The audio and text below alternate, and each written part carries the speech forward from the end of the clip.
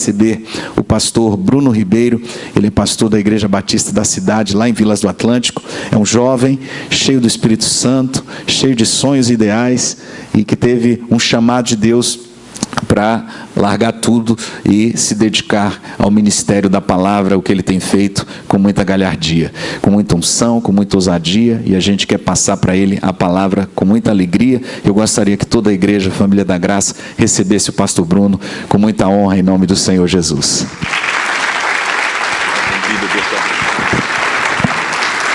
Que a graça e a paz do Senhor seja com todos nós nessa noite. Uma alegria enorme estar aqui nessa igreja maravilhosa, nessa igreja linda, linda em todos os sentidos, linda por dentro, na sua espiritualidade, linda por fora também, na sua estrutura física, o seu templo, o bispo Miguel, a bispa Niara, o pastor Rafa também, que são amigos, né? São pessoas muito queridas, muito especiais, muito importantes para mim, né? O bispo Miguel faz parte, em alguma medida, da minha história, né? Do meu ministério, né? Sempre me espelhei, acho que eu não falei isso para ele, mas sempre me espelhei no seu ministério, sempre me espelhei na sua vida, desde muito novo, muito cedo, ainda na Igreja Batista do Garcia, né? Onde minha família já acompanhava o então pastor Miguel, né, naquela época.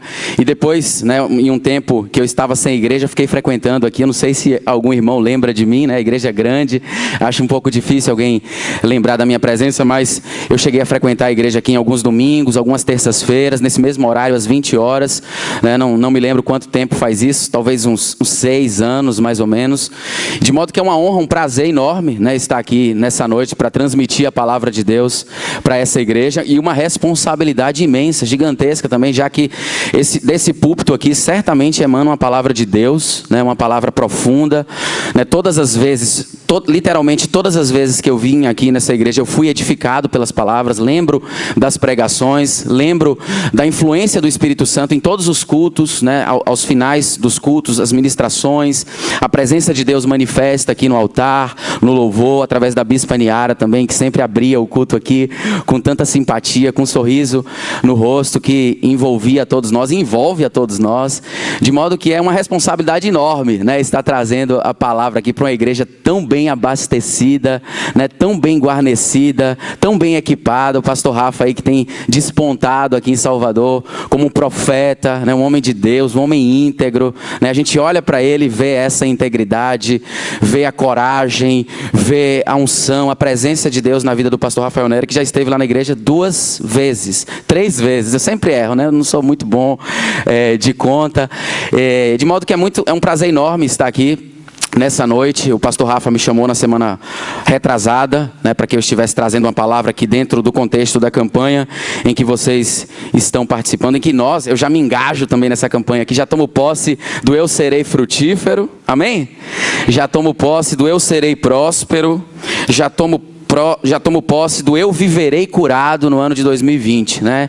E nessa noite nós temos a incumbência de falarmos a respeito de sermos um real discípulo dentro aí do contexto mais amplo do ano da colheita. O ano de 2020 é o ano da colheita.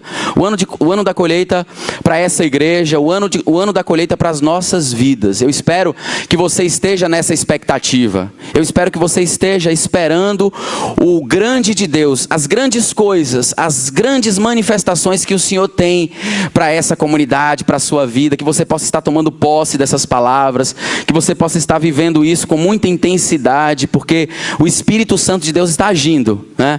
Quando o bispo Miguel colocou diante de Deus essa campanha, certamente o Senhor assinou embaixo, tem assinado embaixo. E se você estiver nessa dimensão, se você estiver nessa visão, se você estiver nessa perspectiva espiritual, certamente você vai sair muito abençoado. Certamente você vai sair muito empoderado espiritualmente falando.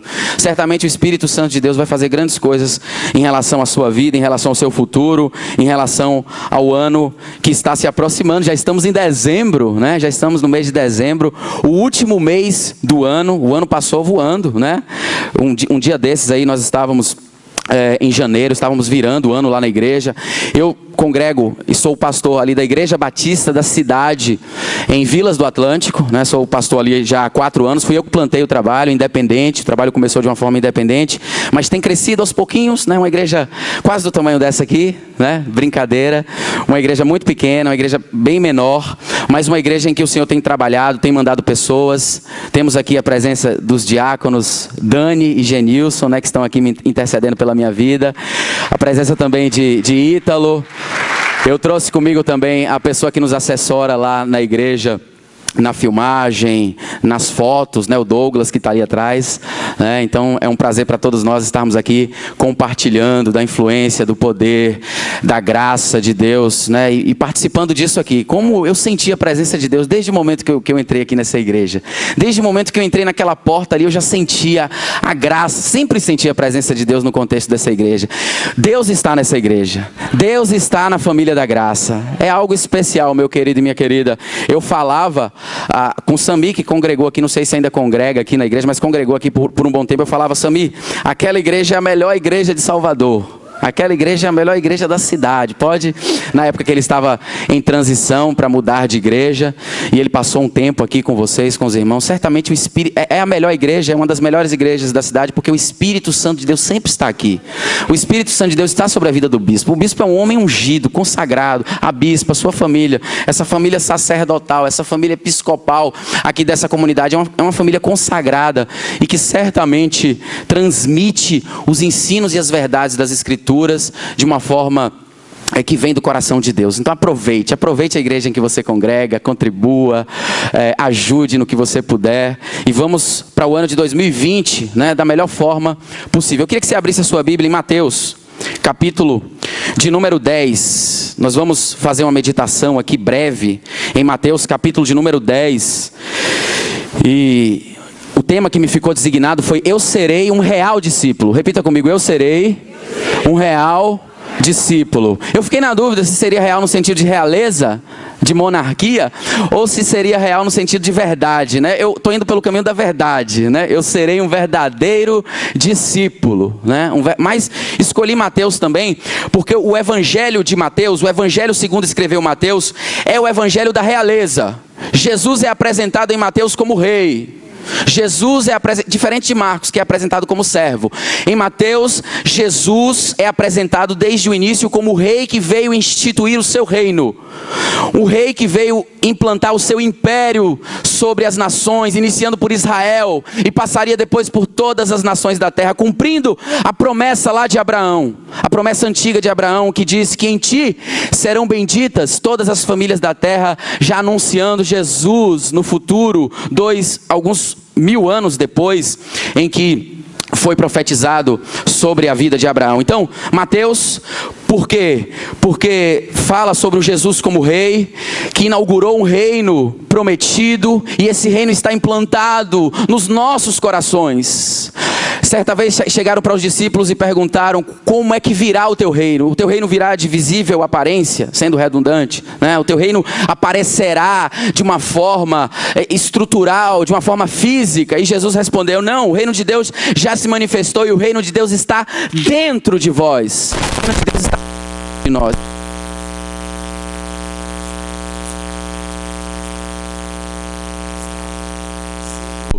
Desenvolvido, e você faz parte disso, né? O reino de Deus para se movimentar, o reino de Deus para operacionalizar aquilo que Deus quer que seja operacionalizado, precisa de você.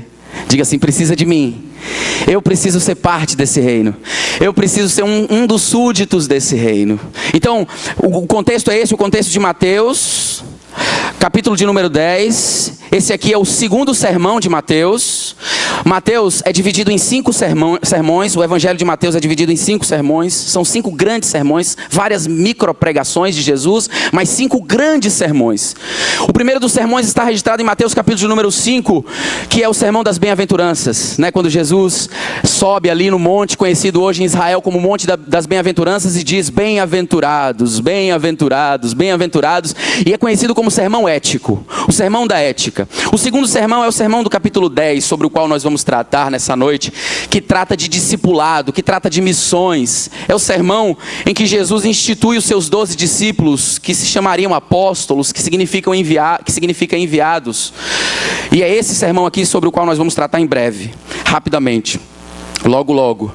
Mateus capítulo 13 é o terceiro sermão do Evangelho de Mateus, que trata sobre o reino dos céus, as parábolas. Inicia com a parábola do semeador. Eis que o semeador saiu a semear. Mateus capítulo 18 fala sobre a igreja, sobre os relacionamentos, não a igreja de estrutura física, mas é um sermão que Jesus traz sobre os relacionamentos entre os irmãos. E Mateus capítulo 24 e 25 é aquele sermão assustador, escatológico, o sermão do fim dos tempos, o sermão que fala sobre profecia e julgamento, sobre algo que está acontecendo. Aliás, lá na Igreja Batista da cidade, nós estamos no período do Advento, né? Em que nós estamos 4 semanas antes do Natal, lembrando do advento de Jesus, lembrando que Jesus está voltando. A gente não pode tirar isso da nossa mente. A gente prega sobre muitas coisas, a gente prega sobre diversos assuntos, sobre diversas temáticas, mas o assunto sobre o qual Jesus está voltando nunca pode sair das nossas mentes e do nosso coração, porque ele pode voltar a qualquer momento. E como está a sua vida como discípulo? Já entrando um pouco aqui na mensagem. Então Mateus 24 e 25 é o quinto sermão que trata sobre escatologia, profecia e julgamento. Mas eu gostaria de me ater ao tema que me foi proposto. Eu serei um real discípulo. Repita comigo: eu serei um real discípulo. Eu serei um verdadeiro discípulo. Em 2020, nós precisamos ser verdadeiros discípulos. Em 2020, nós precisamos trabalhar isso na nossa mente, no nosso coração, na nossa prática, na nossa vida. Em Mateus capítulo 10, vamos ler, não todo, porque é um texto grande, vamos ler algumas partes dele. No versículo 1, todos abriram?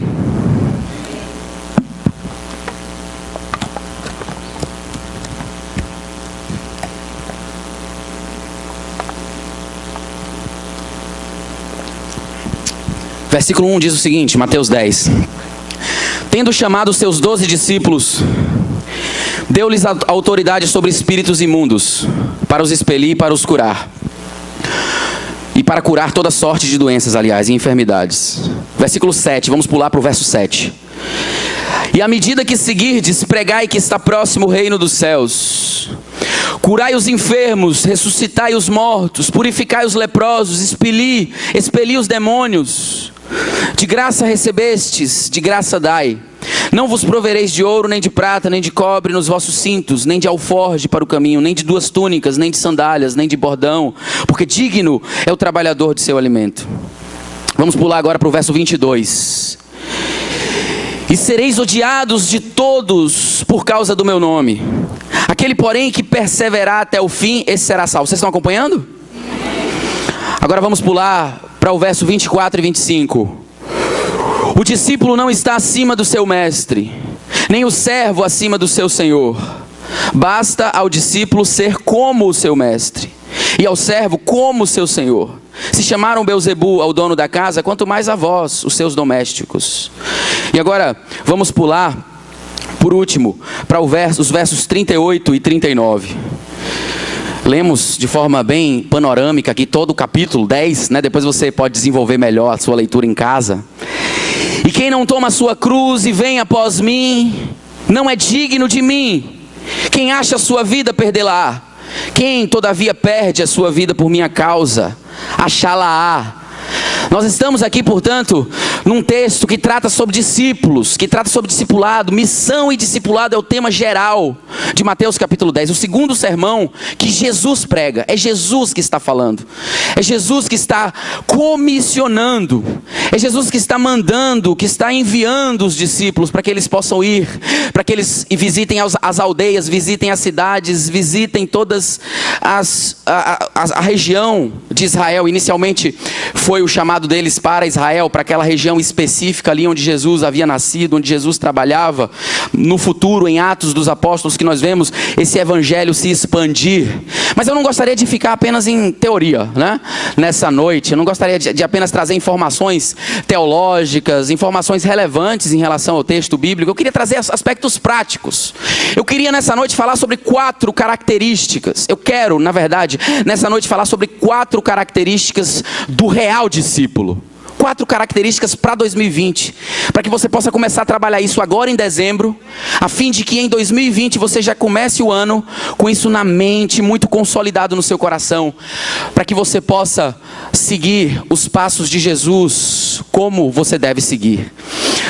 Quando nós voltamos um pouco em Mateus capítulo de número 5, e eu gostaria de destacar isso aqui inicialmente, nessa introdução, em relação a esse tema. No capítulo de número 5, nós vemos que Jesus, ele vai pregar o sermão da montanha, e se apresenta diante dele uma multidão. Se apresenta diante de Jesus uma multidão, ao passo que também se apresenta diante de Jesus os seus discípulos. E a multidão fica muito longe, escutando o sermão, escutando o discurso de Jesus. Não era muito interessante para a multidão, o discurso de Jesus. Os discípulos não. A Bíblia diz, se você for lá em Mateus capítulo 5, não precisa você abrir agora, mas a Bíblia diz que os discípulos se aproximam para escutar Jesus. Porque essa, inicialmente, é a característica do discípulo. O real discípulo é diferente da multidão. A multidão sempre esteve presente nos ministérios. A multidão sempre esteve presente desde os tempos de Jesus, desde antes dos tempos de Jesus. Nas gestões em Israel, nos profetas em Israel, a gente percebia também as multidões atrás do que comer, atrás do que vestir, atrás de cura, atrás de remédio para suas doenças. E é isso que diferencia, que distingue um discípulo de alguém que faz parte da multidão. A multidão é um discípulo falsificado. Aqueles que fazem parte da multidão, aqueles que compõem a multidão, são discípulos falsificados, são discípulos falsos. Existem muitas pessoas que vão para a igreja. Existem muitas igrejas. Existem muitas pessoas que estão supostamente seguindo a Jesus, mas estão buscando apenas aquilo que Jesus pode lhes dar. Aquilo que Jesus pode fazer por elas. Curar, restaurar o casamento. Isso tudo faz parte do contexto da igreja, e nós precisamos orar por isso. Nós precisamos orar pelos enfermos, nós precisamos orar pelos casamentos que estão sendo desfeitos, nós precisamos orar pelas pessoas que estão passando por dificuldades financeiras. Mas a pessoa que compõe, os discípulos falsificados que compõem a multidão só buscam isso. Enquanto os discípulos verdadeiros, eles amam a Jesus. Eles querem estar perto de Jesus. Quando Jesus começa a falar, eles param para escutar. Eles param para ouvir.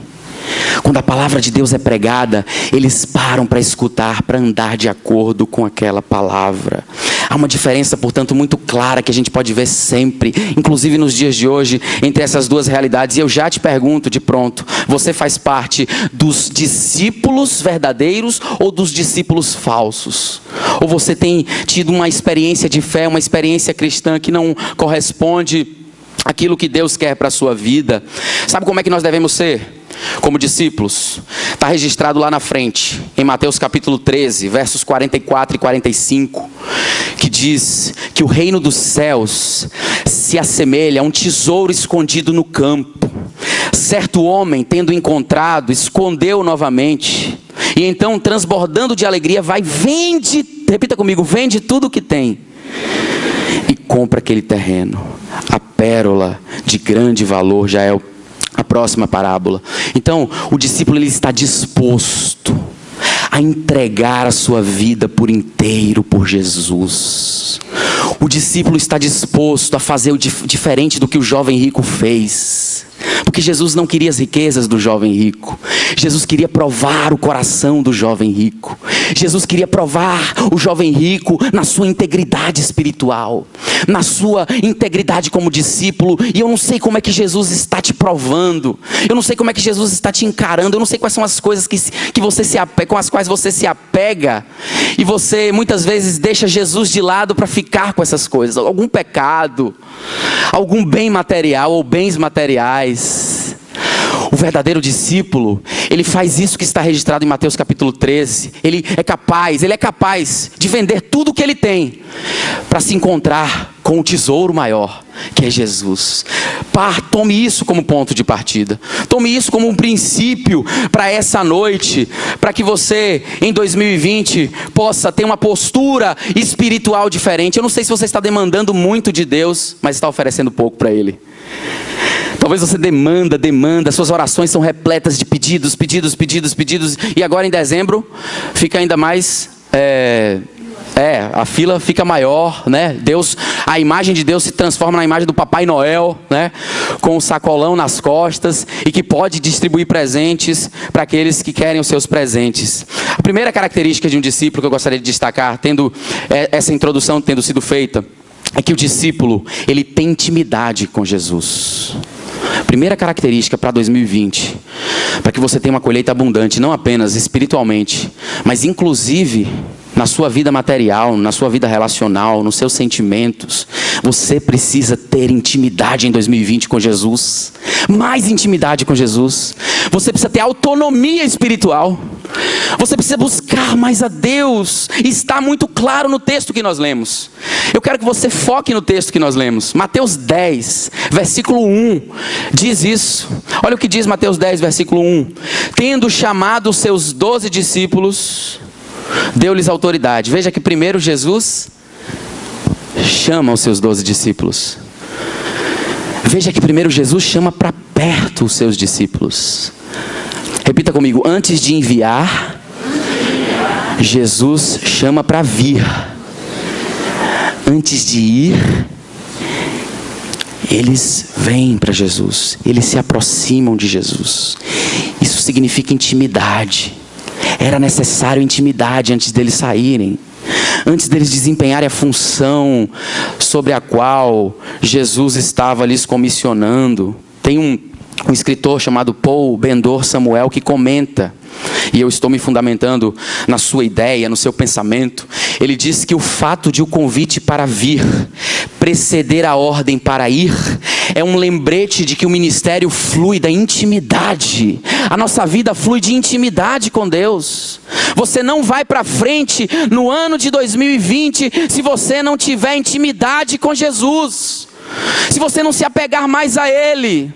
E o Senhor está com as janelas dos céus abertas para abençoar muitas pessoas, aqui nesse contexto, no contexto dessa igreja, para abençoar muita gente, mas as janelas ainda estão abertas, mas as bênçãos não podem ser lançadas, porque falta intimidade, falta mais busca, falta mais relacionamento com Deus. E intimidade é fruto de convivência, intimidade é fruto de relacionamento, intimidade demanda um tratamento especial. Como você trata Deus? Como você se relaciona com Deus? Intimidade é diferente de religiosidade. Há muitos religiosos na igreja. Há muitos religiosos na igreja.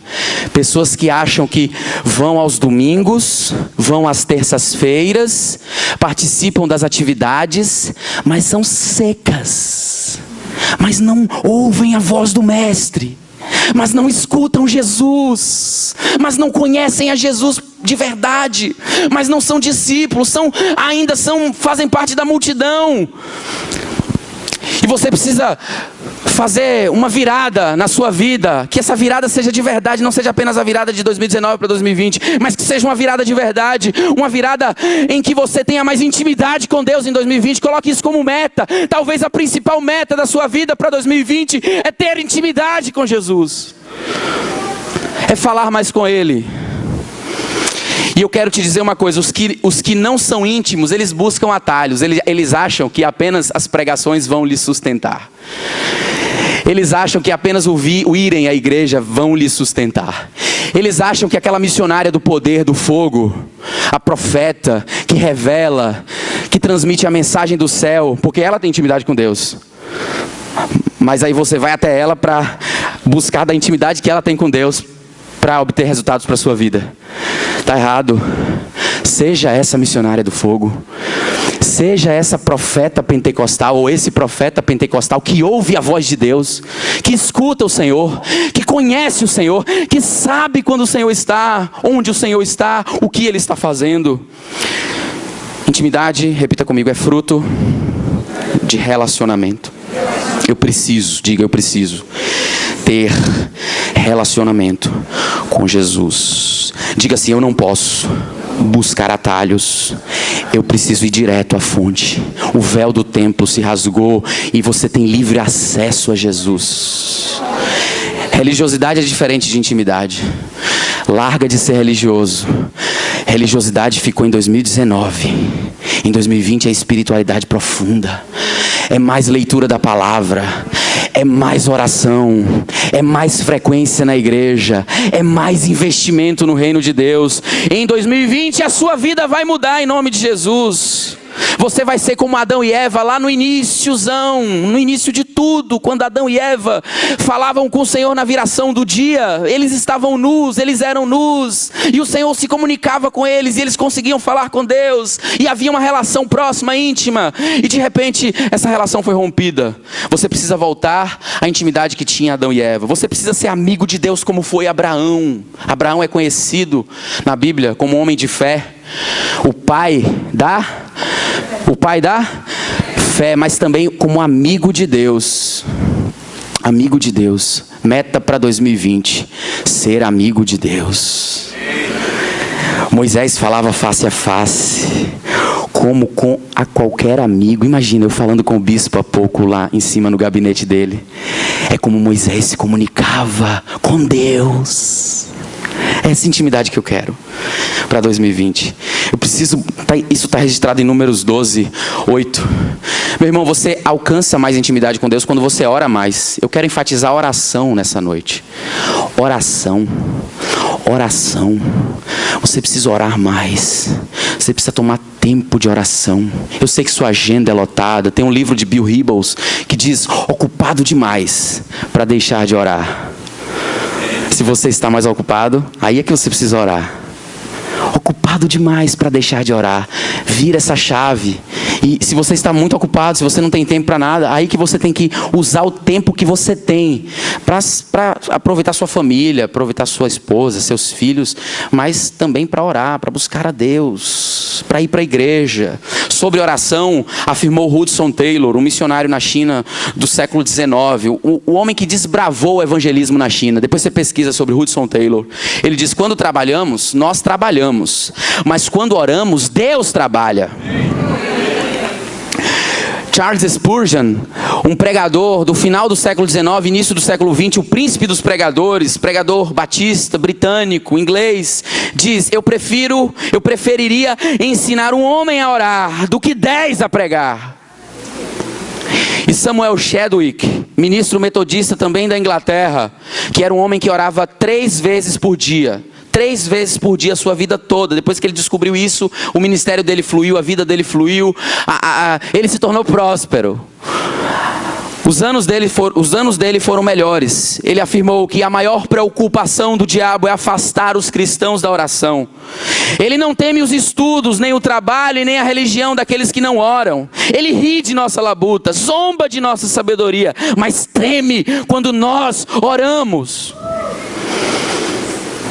Você precisa assustar o inferno no ano de 2020. E você vai assustar o inferno vai ter medo de você quando você parar para orar. Primeira coisa, diga comigo: o discípulo tem intimidade com Jesus. A segunda coisa, o discípulo, ele se parece com Jesus. A partir do momento que ele começa a ter intimidade, quanto mais você se aproxima de alguém, mais você se parece com ela. A minha esposa se parece muito comigo, né? Já há 20 anos de convivência, ela se parece muito comigo. Eu não pareço muito com ela, não. Mas ela, brincadeira, eu me pareço bastante também com ela. Mas quanto mais você se aproxima de alguém, quanto mais você tem convivência com a pessoa, os trejeitos passam a ser os mesmos. A forma de falar, as expressões, as palavras, o jeito de andar. Meu filho anda igualzinho a mim, né? Davi, meu filho, anda igualzinho a mim. Eu vejo às vezes a foto, né? E as fotos em que ele está em movimento e consigo perceber essa semelhança, porque o discípulo, ele se parece com o seu Senhor, com o seu preceptor, com o seu professor. O aluno se parece com o seu professor. Assim como o aluno se parece muitas vezes com o professor, com quem ele tem muito acompanhamento, com quem ele tem muita proximidade. Você, discípulo de Jesus, discípulo real de Jesus, tem que se parecer com ele. E aí quando você tem intimidade, quando você ora mais, quando você lê mais a Bíblia, você começa a se parecer com Jesus. É impressionante, você começa a falar como ele falou. A gente nunca viu Jesus, nós nunca vimos Jesus. Jesus viveu há cerca de 2000 anos atrás. Mas nós começamos a falar, nós não falamos mais palavrão, por exemplo, né? Crente que fala palavrão, né? Não dá, né? Não pode. Eu conheço alguns crentes que falam palavrão, né? Às vezes soltam um pô, né? Eu vejo vários, muitos mesmo. Mas aí é porque o crente não está se aproximando muito de Jesus, né? Está falando palavrão porque não está se aproximando muito de Jesus. Mas se você se aproxima de Jesus, o palavrão some. Eu me lembro quando eu me converti, eu falava um monte de palavrão. Falava muito palavrão mesmo. Quando eu me converti foi milagroso. Da noite para o dia, parei de falar palavrão. Juro a você. Parei de falar palavrão. Porque sobre os quais Jesus comissionou essa missão aqui. E nós podemos replicar isso para a gente também. Quantas dificuldades, quantos problemas nós não passamos em 2019 e provavelmente passaremos também no ano de 2020. Porque quando o Senhor nos converte, Ele não muda a circunstância, Ele nos muda para que nós encaremos as circunstâncias de outra forma. O discípulo, ele persevera diante das dificuldades. Eu quero te dar uma notícia. A caminhada cristã é longa. É longa. Serão muitas as lutas. Serão muitas as dificuldades. Serão muitas as situações difíceis. Você já leu O Peregrino, de John Bunyan, 1600? É a história de um cristão, né? É a história de um cristão que passaria por lutas. Foi o sonho de John Bunyan, que ele relatou ali no seu livro. É o segundo livro mais vendido cristão depois da Bíblia. E John Bunyan conta a história de Cristão. O personagem é Cristão. Cristão, ele era atormentado pelo desejo de se ver livre do fardo pesado que carregava nas costas. Ele seguia a sua jornada por um caminho estreito. Se você ler o livro, você vai identificar bem isso que eu estou falando aqui. Que era indicado por um homem chamado evangelista. O evangelista guiava o cristão. E o cristão ia passando por um caminho estreito, cheio de dificuldades, cheio de problemas. Até que ele chegasse à cidade celestial. E no meio desse caminho, ele se depara com diversos personagens. Os personagens, ele cristão, os outros personagens são hipocrisia, gigante desespero, a cidade da destruição, o castelo das dúvidas. Coisas que nós enfrentamos no nosso dia a dia. Coisa que nós enfrentamos todos os anos. Dificuldades e problemas que nós enfrentamos todos os anos. Mas eu não quero falar de dificuldade e problema com você nessa noite. Eu quero te falar de bênção e de vitória. Para você superar essas dificuldades, esses problemas, você precisa perseverar. Não jogue a toalha. Não desista. Não amaldiçoe. Não ache que Deus te abandonou. Persevere, persiga, porque a caminhada é longa. Se você ficar amaldiçoando o tempo inteiro, né? Imagine quantas vezes isso não vai acontecer. O verso 22 de Mateus 10 diz que nós seremos odiados de todos por causa do nome de Jesus. Agora eu queria que você colocasse os seus olhos e lesse a segunda parte comigo do verso 22. Está com os olhos na Bíblia? Amém? Diga comigo: aquele, porém, que perseverar até o fim, esse será salvo. Um discípulo tem como característica muito marcante a perseverança. Eu tenho visto muitos perseverantes aqui nessa noite, né? Você está aqui até hoje, firme no Senhor Jesus, firme nas suas promessas, firme nos seus caminhos, diante de tantas dificuldades pelas quais você tem passado. Que o ano de 2020 seja melhor ainda. Eu te pergunto, quantas e quais dificuldades você tem passado na sua vida? Quantas e quais? Quantas e quais? São muitas, muitas. Eu sei que são muitas, nas mais diversas áreas. Tem gente aqui que não sabe nem por onde começar para resolver os seus problemas, para resolver a sua vida, para resolver o seu ano de 2020, para começar 2020 bem. Persevere, tenha intimidade com Deus, consequentemente pareça com Jesus e vá perseverando nisso, que o Senhor vai te ajudar. O verso 38 e 39 que nós lemos diz o seguinte: e quem não toma a sua cruz e vem após mim não é digno de mim. Quem acha a sua vida, perdê-la-á. Quem todavia perde a sua vida por minha causa, achá-la-á. Então, isso é próprio mesmo dos cristãos. As dificuldades, os problemas. Aquele evangelho do se converteu e pare de sofrer, eu não acredito. Sinceramente, não acredito, né? É claro que quando a gente se converte, nós somos alcançados por Deus e o Senhor nos abençoa e nós somos curados e nós somos libertos e o Senhor nos dá uma prosperidade que não é apenas uma prosperidade financeira, é uma prosperidade total. Mas o sofrimento faz parte. da nossa vida. E como é que você age diante do sofrimento como um discípulo real? Você persevera. Persevera. E por fim, o discípulo, e foi a primeira coisa que nós lemos aqui no capítulo 10, o discípulo, ele tem o poder de Deus. O discípulo, ele tem o poder de Deus, porque Deus é um Deus de poder. Se você seguir esse caminho, o caminho da intimidade, o caminho de se parecer com Jesus, se você perseverar, você vai ver o poder de Deus na sua vida. Você vai ser usado para abençoar outras pessoas. E para 2020 você precisa ser um canal de bênção para outras pessoas. Não apenas para se encher das palavras, das pregações, da influência e do poder de Deus e ficar um gordo espiritual. Você tem que gastar essas calorias espirituais abençoando outras vidas. O bispo vai profetizar aqui aos domingos, às terças-feiras, e você vai tomar posse e vai chegar em casa e vai ser um canal de bênção para outras pessoas. Para sua família, no seu trabalho, quando alguém precisar de oração, estiver doente, você estará lá para dizer: o poder de Deus está sobre a minha vida. Eu posso orar por você? Eu estou intercedendo pela sua vida, e a pessoa vai ver a melhora. Eu tenho certeza disso, porque o discípulo, ele começa com intimidade, ele se parece com Jesus, ele vai perseverando nisso, em intimidade, em se parecer com Jesus, e ele se torna cheio do poder de Deus. Nós vemos isso no versículo 1.